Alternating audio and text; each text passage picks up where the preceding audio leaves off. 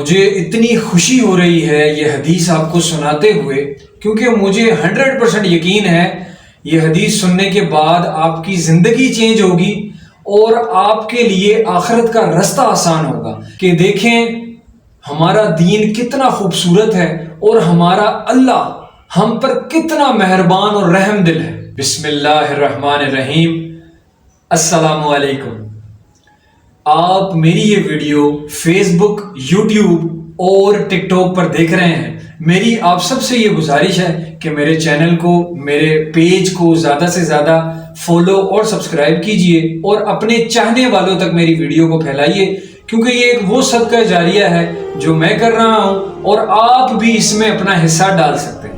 مجھے یقین ہے کہ یہ حدیث آپ کی زندگی میں ایمان کی جستجو کو تیز کر دے گی، اور مجھے یقین ہے کہ یہ حدیث آپ کی زندگی میں ضرور چینجنگ لائے گی۔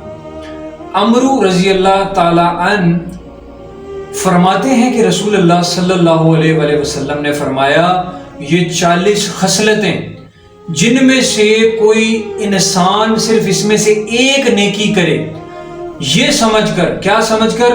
اللہ کے وعدے کو سچا سمجھتے ہوئے، اور ان 40 خصلتوں میں سے اگر کسی ایک پر بھی وہ عمل پیرا ہو گیا تو انشاءاللہ اللہ رب العزت کی ذات اس کو سیدھا جنت میں ڈال دے گی۔ وہ 40 خصلتوں میں سے ایک خصلت یہ ہے کہ کوئی انسان کسی کو کسی ایسی بکری کا تحفہ دے، دودھ دینے والی بکری کا ہدیہ کرنا۔ یعنی اگر آپ کے پاس کوئی بکری ہے اور آپ دیکھ رہے ہیں کہ کوئی غریب ہے، تو آپ اس کو ایٹ لیسٹ چند ماہ کے لیے، چند ہفتوں کے لیے اپنی بکری دے دیتے ہیں کہ یہ دودھ دیتی ہے، آپ لوگ بھی اس بکری سے دودھ حاصل کریں اور اس سے مستفید ہوں۔ یا آپ کسی کو ہدیے کے طور پہ وہ بکری ہی دے دیتے ہیں جو دودھ دیتی ہے۔ یہ ایک خصلت ہے۔ 39 خصلتیں آپ صلی اللہ علیہ وآلہ وسلم نے نہیں بتائیں۔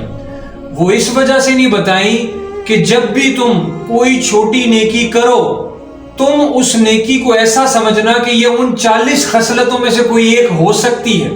یعنی آپ نے کسی کی مدد کر دی، آپ نے کسی کو پانی پلا دیا، آپ نے کسی کو آپ نے اپنے ماں باپ کے پیر دبا دیے، آپ نے اپنے ماں باپ کی طرف مسکرا کر دیکھ لیا، آپ نے اپنی بیوی کی طرف مسکرا کے دیکھ لیا، آپ نے کسی کو ٹھنڈا پانی پلا دیا، آپ نے کسی بہن کی شادی میں کرسیاں اٹھوا کے رکھوا دی، آپ نے مسجد کی صفائی کر دی، آپ نے کسی بزرگ کو ہاتھ دے کر اس کو سہارا دے کر روڈ کراس کروا دیا۔ آپ نے صرف اس نیت کو ذہن میں رکھتے ہوئے کہ میری کوئی بھی چھوٹی نیکی کیا پتہ ان 40 خصلتوں میں سے ہو جائے، ان 40 نیکیوں میں سے ہو جائے، تو انشاءاللہ اللہ آپ کو جنت میں ڈال دے گا۔ ہم یہاں پر چھوٹی چھوٹی نیکیوں کو حقیر جان کر چھوڑ دیتے ہیں۔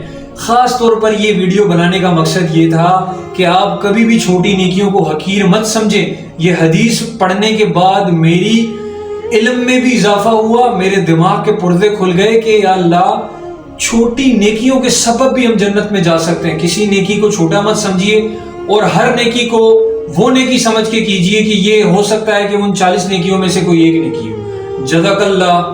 السلام علیکم ورحمۃ اللہ وبرکاتہ۔